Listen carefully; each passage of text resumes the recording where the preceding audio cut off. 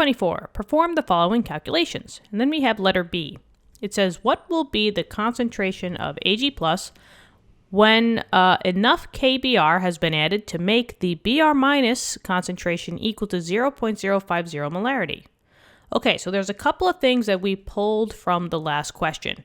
If you guys haven't seen the last question, I highly suggest you going back because that's where we got this balance equation from and this KSP formula. I also pulled the KSP of AGBR, which is what this question is being based off of, from the back of the textbook. So that's 5.0 times 10 to the negative 13th. So now we just want to find out the Ag plus concentration to make to have enough bromine minus to be equal to 0.050 molarity. Okay, so we're going straight down to the equation. We did all the hard work in part A. The KSP never changes, so that's 5.0 times 10 to the negative 13th. But now, once again, we have to find out those concentrations. But now they're telling me that you're initially starting off with some bromine minus concentration from KBr, which was an aqueous compound. So technically, to cross your T's and dot your I's, you should make an ice table for this. So whenever you have a common ion, that's what's happening here, you should do an ice table because, if they give you a value that doesn't obey the 5% rule, you got to do the quadratic equation. So let's just see. ICE, the solid, we don't care about because solids aren't included in the KSP expression. I'm just going to bring this a little bit down even more. And maybe actually I'll put this over here. There we go. Okay, beautiful.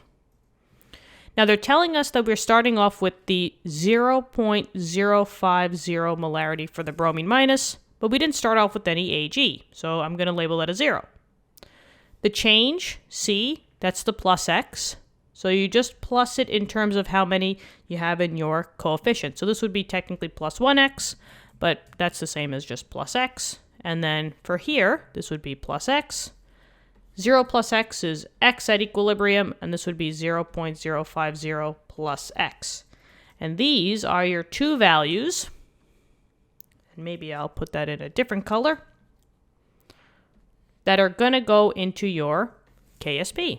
So your Ag is still going to be the x, but the bromine minus is going to be 0.050 plus x. Now here comes the 5% rule. Let's assume that since this KSP is so small, that whatever you started with is probably going to be the ending number because this change is going to be so small.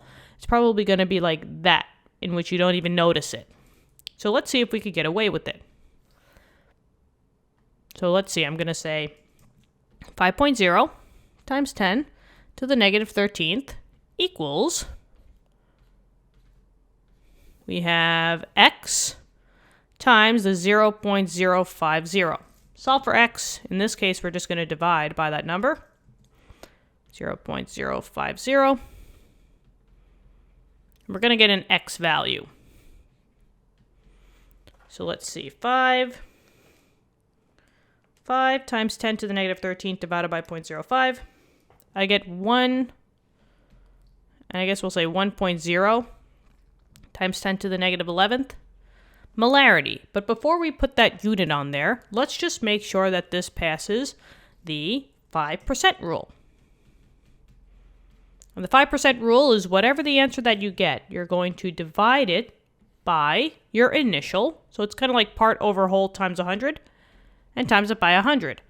If this is 5 or less, then we assumed correctly and we could take that x value as our answer. So I'm just going to quickly do it. And yeah, I get 2 times 10 to the negative 8th percent. We're good. So I'm just going to say that we checked it off. 5% rule was checked. And now I'm going to add that this was the molarity. Now we just go back to the question. They said, what will the silver concentration be? The silver ion. Well, at equilibrium, the silver So the Ag plus was stated that it would just be the X value, which is this. So 1.0 times 10 to the negative 11th molarity.